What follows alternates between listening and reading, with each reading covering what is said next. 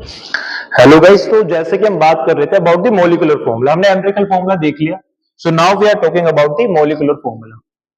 Molecular formula, जब भी हम मॉलिक्यूलर फॉर्मूला की बात करते हैं, it is nothing but the actual actual chemical compound, the actual chemical compound. मतलब मॉलिक्यूलर फॉर्मूला का मतलब कहता है एक्चुअल केमिकल कंपाउंड, मतलब जो आपका केमिकल कंपाउंड रियलिटी में जैसा प्रेजेंट है, जिस कितने उसके अंदर एलिमेंट प्रेजेंट है, उसको हम बोलते हैं मॉलिक्यूलर फॉर्मूला। ठीक है, तो मैं लिख सकता हूं molecular formula is defined as the actual chemical formula chemical formula in which the elements of the compound are present.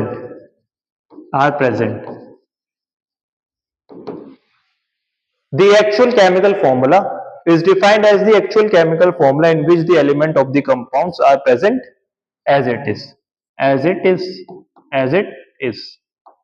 मतलब कि जो भी आपका मॉलिक्यूलर फॉर्मूला है, किसी भी मतलब मॉलिक्यूलर फॉर्मूला क्या है, केमिकल फॉर्मूला है किसी भी कंपाउंड का, जो रियलिटी में जैसा है वैसा ही एग्जिस्ट करता है। किसी भी कंपाउंड का जिसमें आपके जो एलिमेंट है वो भी एज इट इज एग्जिस्ट करते हैं, आप उसको सिंपलेस्ट होल नंबर रेशियो में कन्वर्ट नहीं करते। ठीक है, एक एग्जांपल से समझते हैं। अगर हम एक एग्जांपल से समझें, फॉर एग्जांपल अगर हम एक एग्जांपल देखें, फॉर एग्जांपल आपके पास है C6H12O6।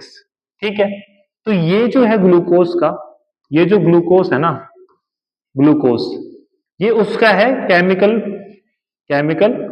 फॉर्मूला। ठीक है, आपको पता है केमिकल फॉर्मूला है ग्लूकोज का, और जो ये केमिकल फॉर्मूला है ना, यही मॉलिक्यूलर फॉर्मूला है, क्योंकि इसको हम सिंपलेस्ट होल नंबर रेशियो में कन्वर्ट नहीं कर रहे। तो यही क्या हो गया इसका मॉलिक्यूलर फॉर्मूला। ठीक है, ये क्या हो गया इसका मॉलिक्यूलर फॉर्मूला। अगर हम इसको सिंपलेस्ट होल नंबर रेशियो में कन्वर्ट करते तो ये क्या हो जाता C1H2O1। ये हम देख चुके हैं एम्पिरिकल फॉर्मूला में। तो ये क्या बन गया इसका एम्पिरिकल फॉर्मूला। अगर आप देख सकते हो तो रियलिटी में कोई कंपाउंड कैसा एग्जिस्ट करता है उसके केमिकल फॉर्मूले में। ठीक है, ये ग्लूकोज है C6H12O6, इसका केमिकल फॉर्मूला है, इसी को हम मॉलिक्यूलर फॉर्मूला बोलेंगे। इसमें जो आपके एलिमेंट्स हैं of the compound are present as it is, जैसा वो रियलिटी में एग्जिस्ट करते हैं। ठीक है, आप उसमें कोई भी काटा पीटी नहीं कर रहे, कोई भी उसके रेशियो को सिंपलेस्ट रेशियो में कन्वर्ट नहीं कर रहे। यहाँ पे आपका रेशियो 6, 12 और 6 से रहेगा। किसका रेशियो रहेगा 6, 12, 6, जितने भी आपके एलिमेंट्स प्रेजेंट है विद इन द कंपाउंड।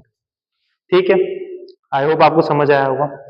सो मैंने क्या बोला है, अगर मैं समरी दूं, कंक्लूजन दूं, ठीक है, तो empirical formula is the simplest whole number ratio, simplest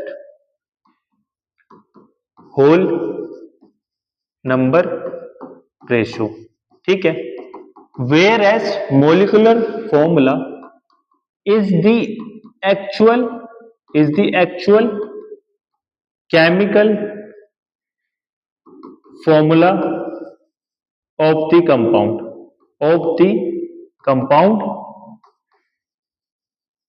compound. Example में ग्लूकोज हो गया C6H12O6, इसमें कार्बन 6 है, H12 है, O6 है, यही इसका केमिकल फॉर्मूला है और यही इसका मॉलिक्यूलर फॉर्मूला है। बट यहाँ पे कार्बन ग्लूकोज जो है आपका वो किस में कन्वर्ट हो सकता है C1H2O1 में। यह है इसका simplest whole number ratio of glucose. ठीक है, ये है आपका एम्पिरिकल फॉर्मूला और ये क्या होगा वो molecular formula. So molecular formula is nothing but the actual chemical formula of the compound. ठीक है, आई होप आपको समझ आया होगा। अगर आपने ध्यान से देखा तो क्या मैं ये रिलेशन लिख सकता हूं, मॉलिक्यूलर फॉर्मूला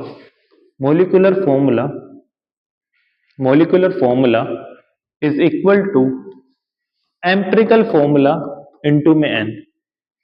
आप पूछोगे सर ये कैसे आया, ये इंपॉर्टेंट है, ये कैसे आया। तो आपको अगर आप ग्लूकोज का एग्जांपल लोगे तो C6 था, H12 था, O6 था, इसका एम्पिरिकल फॉर्मूला क्या आया था C1H2 O1, अगर मैं इसको by the factor of n multiply कर दूं तो ये आ सकता है, ये आ सकता है, तो ये n का फैक्टर कितना होगा, ये n का फैक्टर कितना होगा, ये 6 होगा। कैसे? C1H2O1 इंटू में 6, जैसे ही आप इसको 6 से मल्टीप्लाई करोगे तो C6H12O6 हो जाएगा, और यही आपका क्या होता है, ग्लूकोज। तो ये मैं रिलेशन लिख सकता हूँ। ये जो सिंपलेस्ट होल नंबर रेशियो है which is nothing but empirical formula, अगर आप उसको एक फैक्टर n से मल्टीप्लाई करते हो, एक फैक्टर n से मल्टीप्लाई करते हो तो आपको मोलिकुलर फॉर्मूला आ जाएगा। ये जो n है ना, जिससे आप बेसिकली C6H12O6 को काट रहे हो ना, जिस फैक्टर से आप इसको काट के सिंपलेस्ट होल नंबर रेशियो में कन्वर्ट कर रहे हो, या मैं बोलूं जिससे आप इसको डिवाइड कर रहे हो, बेसिकली C6H12O6 है, तो 6 12 6, इसको जब आप काट रहे हो तो कितना आ रहा है, 1 2 1, 6 से काट रहे हो, आपको बस 6 से मल्टीप्लाई करना है, रिवर्स करना है। एम्पिरिकल फॉर्मूला में जैसे आप n से मल्टीप्लाई करोगे 6 से, आपका आंसर क्या आ जाएगा, वापस से मॉलिक्यूलर फॉर्मूला। तो इसका यूज होता है क्वेश्चंस में। अब मुझे एक बात बताओ, अगर ये आपको समझ आया, अगर ये चीज आपको समझ आई, तो क्या मैं ये लिख सकता हूं, क्या मैं लिख सकता हूं, आपको पता है ग्लूकोज का मास कितना होता है, ग्लूकोज का मास होता है 180 U, ठीक है। ग्लूकोज का यहाँ पे एटॉमिक मास कितना होगा, 180 U, ठीक है। इसका कितना हुआ, कार्बन है 1, तो 12 प्लस 2 प्लस 16, आप इसको सॉल्व करोगे आपका आंसर आएगा 30, 30 इंटू में 6, तो आपने देखा इधर भी 180 आ गया और इधर भी 180 आ गया। तो मैं इससे एक और फॉर्मूला ड्राइव कर सकता हूं, क्या ड्राइव कर सकता हूं, कि मोलिकुलर, अरे बोलो, अरे बोलो, क्या मैं ये लिख सकता हूं, guys can I write it, कि molecular mass is equal to empirical mass, empirical mass of the compound into में 6। जो मोलिकुलर मास है कंपाउंड का वो एम्पिरिकल मास इनटू में 6 के इक्वल है। क्या मैं ये बोल सकता हूं? So what we are trying to do is, हम क्या कर रहे हैं, हम कुछ नहीं कर रहे, हम एम्पिरिकल फॉर्मूला और मोलिकुलर फॉर्मूला समझ रहे हैं, ठीक है। हम एम्पिरिकल फॉर्मूला और मोलिकुलर फॉर्मूला समझ रहे हैं, ठीक है। और इसके अलावा हम कुछ नहीं कर रहे। हमें पता चले कि मोलिकुलर फॉर्मूला जो है ना वो केमिकल फॉर्मूला है, जैसा कोई कंपाउंड नेचर में एग्जिस्ट करता है एज इट इज उसके एलिमेंट्स हमें लेने हैं। एम्पिरिकल फॉर्मूला में क्या है कि हम उसी कंपाउंड को सिंपलेस्ट होल नंबर रेशियो में कन्वर्ट कर रहे हैं।